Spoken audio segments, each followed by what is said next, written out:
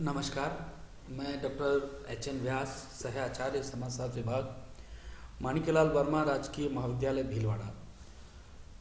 आज अपन MA final के प्रश्न पत्र 7 के अंतर्गत, जो कि पिछले क्लास के अंतर्गत अपन देसीकरण पढ़ रहे थे, और उसी के कंटिन्यूशन में आज देसीकरण के प्रयास क्या क्या किए गए हैं।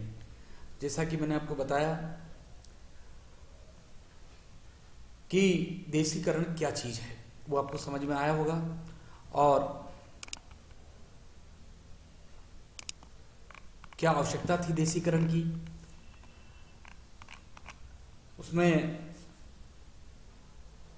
योगेश अटल, सुरेंद्र शर्मा, योगेंद्र सिंह और आदि की रचनाओं पर के आधार पर अपन ने इसको बहुत अच्छे से देसीकरण को समझने का प्रयास किया था।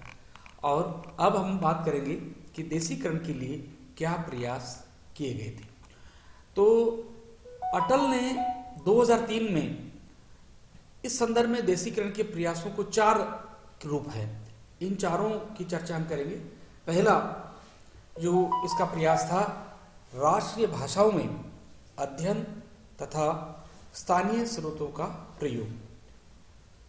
राष्ट्रीय भाषाओं में अध्ययन तथा स्थानीय स्रोतों का प्रयोग, ये जो चीज थी। दूसरा, क्षेत्र में रहने वालों द्वारा शोध कार्य। तीसरा, शोध प्राथमिकताओं का निर्धारण। और चौथा, सैद्धांतिक तथा पद्धति शास्त्रीय आधारों पर पुनर्विचार। तो सबसे पहले अपन बातचीत करेंगे कि स्थानीय भाषाओं में अध्यापन तथा स्थानीय स्रोतों का उपयोग। बहुत से देश उच्च शिक्षण में अपनी राष्ट्रीय भाषा के प्रयोग का प्रयास कर रहे हैं। भारत के संदर्भ में न केवल राष्ट्रीय भाषा है, अपितु तो संविधान के 14 क्षेत्रीय भाषाओं को भी, अब तो हमने 18 भाषाओं को मान्यता दी है। क्षेत्रीय स्तर पर भी उच्च शिक्षा में क्षेत्रीय भाषाओं के माध्यम से शिक्षण का प्रयास है। इन भाषाओं के विकास में सामाजिक विज्ञानों की स्थिति को भी देखा जा सकता है। राष्ट्रभाषा माध्यम से शिक्षण का अर्थ है उस भाषा में उचित साहित्य की उपलब्धि। उन विद्यार्थियों के लिए जो अब स्नातकोत्तर कक्षाओं में प्रवेश कर रहे हैं, गैर एशियाई भाषाओं की पुस्तकें समझ में नहीं आती। अपनी ही भाषा में शिक्षित विद्यार्थियों के लिए सबसे बड़ी समस्या यह है कि इस स्तर पर अगर उनको अंतर्राष्ट्रीय स्तर की पुस्तकें पढ़ने को कहा जाए और या यदि उन विदेशी भाषा में भाषण दिया जाए तो उन्हें वह समझ में नहीं आता है। इसलिए उनकी मांग राष्ट्र की भाषा के माध्यम को प्रयोग करने की क्षमता नहीं है, या उनको अपने स्तर से नीचे गिर जाने का खतरा है। या यह नहीं कि विदेशी भाषा में उनके पास पाठ्य पुस्तकें लिखने का समय नहीं है, क्योंकि उनके पास शोध कार्य बहुत ज़्यादा है और वे विदेशी भाषा में है, इसलिए उन्हें स्थानीय भाषाओं का प्रयोग का समय नहीं है। समाज विज्ञानों की नई पीढ़ी के पास अंतर्राष्ट्रीय भाषा के ज्ञान का प्रभाव इस बात की संभावना के साथ जुड़ जाते हैं कि वे अपने यहाँ के नए ज्ञान से वंचित हो जाए और दूसरे देशों में जो हो रहा है उनकी भनक भी उन्हें न मिल पाए, स्वयं उनका अध्ययन बाहर न जा पाए। विश्व समुदाय से वे कट जाते हैं। स्वयं भारत में विभिन्न क्षेत्रों की भाषाओं के प्रयोग से ऐसी स्थिति पैदा हो सकती है। किंतु वैश्वीकरण के कारण अब यह प्रवृत्ति भी देखने में आ रही है कि लोग न केवल अंग्रेजी सीख रहे हैं, बल्कि फ्रेंच, जर्मन, जापानी, रूसी, कोरियन, चीनी, स्पेनिश इत्यादि भाषाओं को भी सीख रहे हैं। दूसरा जो बात करते हैं, देश के अंदर शोध। अधिकांश देशों ने देशीकरण के लिए स्थानीय लोगों द्वारा शोध कराना और तत्संबंधी प्रयोग करना प्रारंभ किया है। स्थानीय तथा बाहर के लोगों द्वारा प्रयुक्त पद्धतियों के बीच की समस्याएं इन प्रयोगों के से पैदा हुई है। यहाँ ये बात ध्यान रखने वाली है कि बाहर के लोगों द्वारा किए गए शोध के संबंध में विचार विमर्श केवल अकादमिक दृष्टियों से ही नहीं है, कुछ मुद्दों पर शोधकर्ताओं के राजनीतिक दृष्टिकोण पर भी संभल कर रहने की आवश्यकता होना चाहिए। ऐसे मामले आए जब सरकार ने बाहर के लोगों को देश के अंदर शोध करने की अनुमति दे दी, पर देश के अंदर रहने वालों को यह अनुमति नहीं दी। शोध में जो परिणाम प्राप्त हुए हैं उनको प्रभावी न होने देना एक और समस्या है। विदेशी लोगों को तथ्य एकत्रित करने, परिणामों पर पुस्तक प्रकाशित करने की अनुमति है, पर स्थानीय लोगों को तुलनात्मक रूप से ऐसी स्वतंत्रता प्राप्त नहीं है। तीसरी है प्राथमिकताओं का निर्धारण। देशीकरण की एक और समस्या उस दृष्टि से भी है कि जिसका संबंध विषयों और समस्याओं के महत्व और उसकी प्रासंगिकता को निर्धारित करने से है। दक्षिण एशिया के विकासशील देशों में यह समस्या अधिक है। प्रासंगिकता निर्धारण संबंधी प्रयास जैसे किसी क्रांति का सूचक है। योजना संबंधी गतिविधियां और स्रोतों के वितरण में प्रासंगिकताएं तय की जाती हैं। इन्हीं आधारों पर शोध की प्रासंगिकताएं एवं प्राथमिकताएं तय होती हैं। सैद्धांतिक तथा पद्धति शास्त्रीय दीक्षा, इसकी रफ्तार कुछ धीमी है और एक और जहां बाहर के सिद्धांतों तथा पद्धतियों पर विशद चर्चा है, वहीं दूसरी ओर इनका विकल्प ढूंढने के प्रयास कम है। इस आलोचना में अधिकांश लोग पूंजीवादी तथा यथास्थितिवादी अथवा पाश्चात्य सामाजिक विज्ञानों के भक्त हैं। उपयुक्त संज्ञाएं इन्हीं आलोचनाओं से मिलती हैं। इन्हीं से वे लोग हैं जो मार्क्सवादी सोच के समर्थक है, लेकिन देशीकरण में प्रयुक्त ऐसा निर्धारणवाद सार्थक नहीं है और यह बौद्धिक परिप्रेक्ष्य है। मार्क्सवाद का प्रयोग बाहर की छवि को न तो नकारता है और न ही इसे देशी बनाता है। आवश्यकता इस बात की है कि विविध संदर्भों में इन सैद्धांतिक आधारों की सार्वभौमिकता का परीक्षण करने पर कहीं ऐसा न हो कि यह पंथ बन जाए या एक गुरु को हो जो किसी विचारधारा को पैदा करे, उसके कुछ अंधभक्त हो और सब कुछ एक मठ की तरह बन जाए। प्रतिक्रियाओं से परे जाकर विशुद्ध विचार शक्ति की उत्पत्ति की संभावना बहुत कम है। कुछ प्रयत्न अब किए जा रहे हैं। उदाहरण के रूप में पाकिस्तानी अर्थशास्त्री महबूब अली हक हार्वर्ड ने और येल विश्वविद्यालय में पढ़े और जिनके लेखों का संग्रह पॉवर्टी कर्टेन विकास की पुनर्रचना के अध्ययन का विशुद्ध प्रतीक था। नए तथ्यों पर यह पुनर्रचना अर्थशास्त्र को महत्वपूर्ण योगदान था। प्रतिरोध और विद्रोही भावना के साथ लिखी गई उनकी कृति महत्वपूर्ण मानी जाती है। अपने लेखन में वे रचनात्मक थे। उनका कहना था कि लेखन से पश्चिम में अतिविश्वास के साथ यह सोचा जाना चाहिए कि क्या ये तथ्य सत्य है। सही रूप में वे पगला गए थे। नए सूत्रों और परिवेशों को उन्होंने स्वीकार किया था। इस प्रकार के कार्यों और रचनाओं की बड़ी आवश्यकता है। देशीकरण और भारतीय समाजशास्त्र। अब हम किस प्रकार भारतीय समाजशास्त्र में देशीकरण की बात कर सकते हैं, तो वो किस प्रकार से हैं। तो 1970 से में देशीकरण के प्रति प्रयत्न विश्वव्यापी थे। प्रयत्न जो थे वो विश्वव्यापी थे। ये कहना उचित होगा कि देशीकरण की यह आवाज विकासशील देशों से प्रारंभ हुई, जो पाश्चात्य विचारधाराओं और सैद्धांतिक परिप्रेक्ष्यों को लादे जाने के विरुद्ध थी। लेकिन नेशनल सोशल साइंस काउंसिल, जो बाद में international federation of social science organisation IFSSO बना, ने यह मुद्दा 1977 में लिया। यहां यह कहना जरूरी है कि यद्यपि IFSSO अंतर्राष्ट्रीय था, पर अधिकांश उसका संबंध विकसित देशों से था। इसी समय 1977 में हवाई विश्वविद्यालय के ईस्ट वेस्ट सेंटर ने भी इस मुद्दे पर विचार करना प्रारंभ किया। 1978 में वेनर ब्रेन फाउंडेशन ने भी मानव शास्त्र के देशीकरण पर एक सम्मेलन आयोजित किया था। कैनेडियन समाज विज्ञानकों की परिषद ने भी समाज वैज्ञानिकों के कनाडाकरण पर एक गोष्ठी आयोजित की थी। कोरिया ने भी सामाजिक विज्ञानों के कोरियाकरण पर विचार किया था।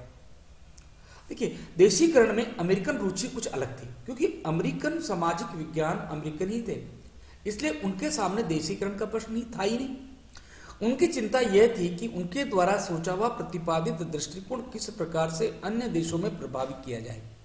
उनकी बौद्धिकता पर यह गहरा प्रहार था। उनकी मान्यता थी कि यदि ऐसा नहीं हुआ तो इससे पश्चात सामाजिक विज्ञानों का प्रसार रुक जाएगा। सरकारें उन्हें इन देशों में शोध करने के लिए आमंत्रण नहीं देगी और न उन्हें अवसर देगी। विकसित देशों में देशीकरण के प्रति यह दृष्टिकोण पाश्चात्य देशों में एक सुझाव के रूप में स्वीकार किए गए। ये बात बड़ी मजेदार थी। मार्क्सवादी समर्थकों ने अपने ही तरह की आलोचना की और पूंजीवादी व्यवस्था के विरोधी स्वरूप में बदल दी। देशीकरण का मूल काफी जटिल है और उसकी परिभाषा करना और भी कठिन है। जो लोग देशीकरण का समर्थन करते हैं वे अलग अलग आधारों पर जोर देते हैं। स्थानीयकरण विदेशी शब्दों को हटाकर आया है।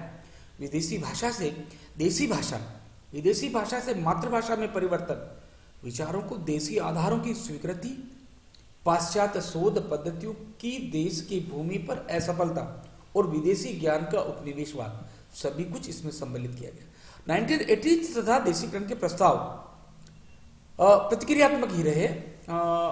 यह प्रतिक्रिया पाश्चात्य विषयों और सिद्धांतों को प्रविष्ट करने के विरुद्ध थी। किसी भी देश सैद्धांतिक धारा के प्रकटीकरण और नई पद्धति के विकास का कहीं अता पता नहीं था। इन देशों दोनों अंतरों को करना बहुत महत्वपूर्ण है। देशीकरण का अभिप्राय उन तत्वों का देशीकरण है जो अभी तक बाह्य हैं। बाह्य तत्वों को हटाकर उनके साथ में स्थानीय तत्वों को सम्मिलित भी देशीकरण का एक हिस्सा है।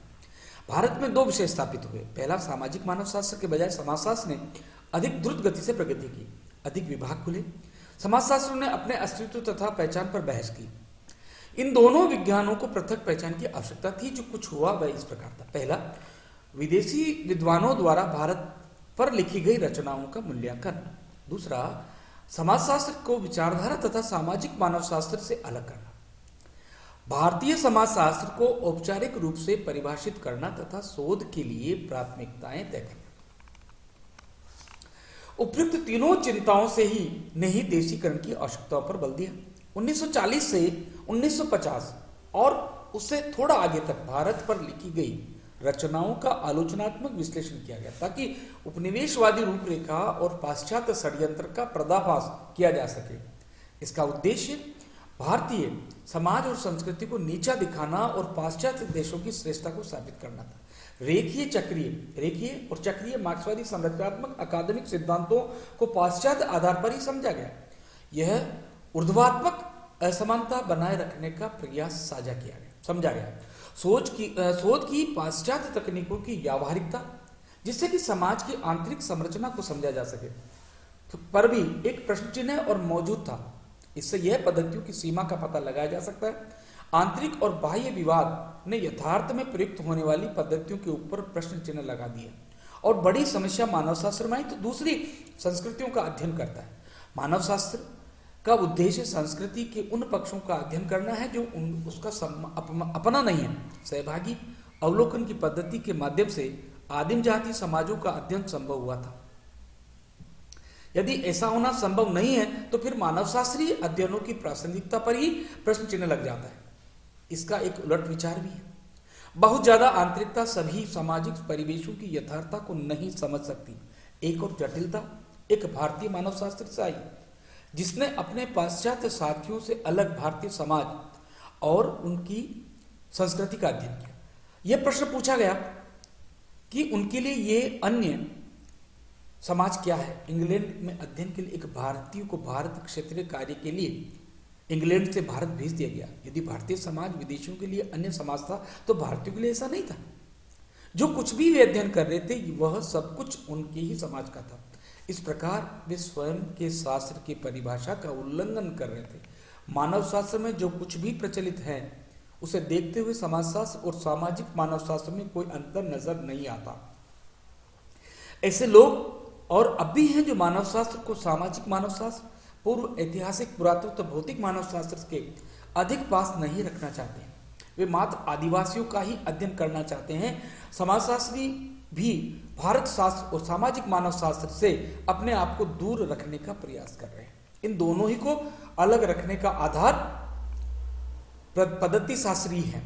इन समाजशास्त्रियों का विचार है कि भारत शास्त्र प्राचीनता का अध्ययन है और मानव शास्त्र आदिवासियों का। समाजशास्त्र तत्कालीन व्यवस्थाओं का अध्ययन है।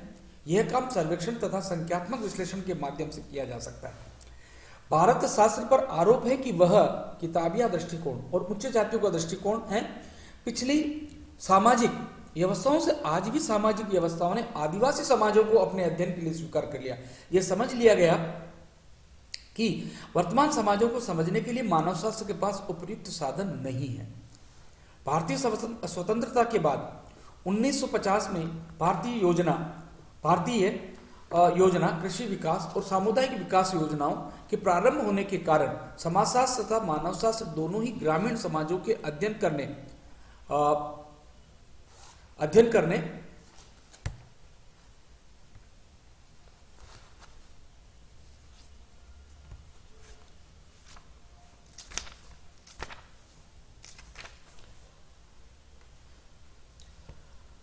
लगे। भारतीय ग्राम दोनों ही विज्ञानों के लिए अध्ययन के मुख्य आधार बन गए। लेकिन एक और जहां मानव शास्त्र इन अध्ययनों के लिए नृजातीय शास्त्र का सहारा लेता रहा है, समाजशास्त्र के ने सर्वेक्षण पद्धति को अपनाया और इसके आधार पर मानवशास्त्र से अपना अंतर स्थापित कर लिया। 1950 और 60 के दशकों में यह बहस जारी रही। विद्वानों के बारे में यह अंतर पूछा जाने लगा कि वह समाजशास्त्री है या सामाजिक मानवशास्त्री है। तो इस प्रकार ये जो हमारा देशीकरण है उसके बारे में मैंने आपको बताया, समाजशास्त्र और भारत में समाजशास्त्र किस प्रकार देशीकरण और भारतीय समाज के बारे में, इसको थोड़ा सा कंटिन्यूशन में जो योगेंद्र सिंह जी की जो विचार है वो अपन नेक्स्ट क्लास के अंदर अध्ययन करेंगे। तब तक के लिए धन्यवाद, नमस्कार।